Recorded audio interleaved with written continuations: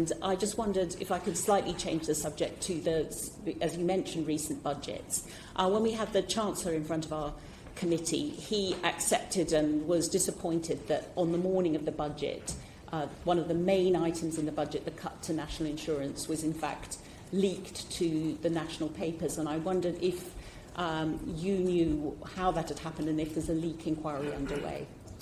Yes, just look, on debt, I'd say headline debt was forecast to be 100% of GDP by 27-28 when I first got into this job, and it's now forecast to be around 5 percentage points lower than that. It just goes to the point that on every event that we've had, the profile has improved. Now, I deplore these leaks, particularly around budget measures. I suffered from them as Chancellor myself. I can't recall a specific situation around that leak inquiry, but in general, the leak inquiries are instituted when there has been a breach of the confidentiality that we expect, particularly around the budget process with the market sensitivity of those measures. So there's been a leak inquiry about the leak of the budget this time, then? I can't recall specifically on that measure. I'll happily write back to the committee. In general, leak inquiries are instituted when there is a leak of sensitive information. Obviously, it has historically proved difficult to identify the culprits of those, but it's in no one's interest. It's certainly not in the government's interest to have sensitive budget measures leaked in advance. Yeah, I think it's very important that we have debt under control, because that financial security is not just important for the country, it's important for the future of our public services.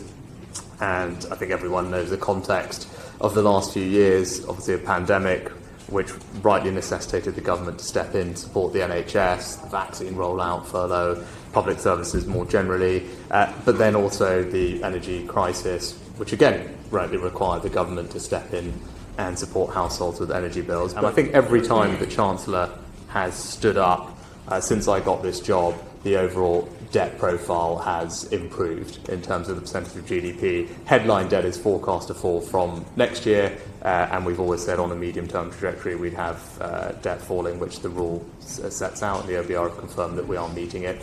But that requires constant discipline on public spending and spending decisions, as you know. The Online Safety Act, before we kind of move beyond it, I think it is important that we do implement it, right? It is world-leading legislation. It's not, this stuff is not easy, and what we need now is a regulator to get on and implement all the things in there, because they will make a significant difference to protecting children from harmful or inappropriate content and activity online, whether that's bullying, pornography, promotion of self-harm. You know, we took a lot of time collectively across the House and getting that legislation right, and implementing it now ought to be the priority. And more broadly, this is something I think about. As I said, first and foremost, as a parent, I'm open. People have made suggestions. I recently had the privilege and pleasure of speaking to Molly Russell and Brianna Guy's mother about some of these issues as well, and I've been reflecting on the conversation that I had with them too. Do you genuinely think that's affordable? Yeah, I do, because the triple lock I do, because the track record of the government is that we make priorities, and making sure that if you've worked hard all your life, you have the dignity that you deserve in retirement is important to me, it's important to the government, and the triple lock is an expression of that. And so I'm actually proud that as a result of the triple lock, pensioners are much less likely to be in poverty. They will see an almost £900 increase in just a couple of weeks in the state pension, and that comes on the top of significant support over the winter to help with energy bills, doubling of the winter fuel payment.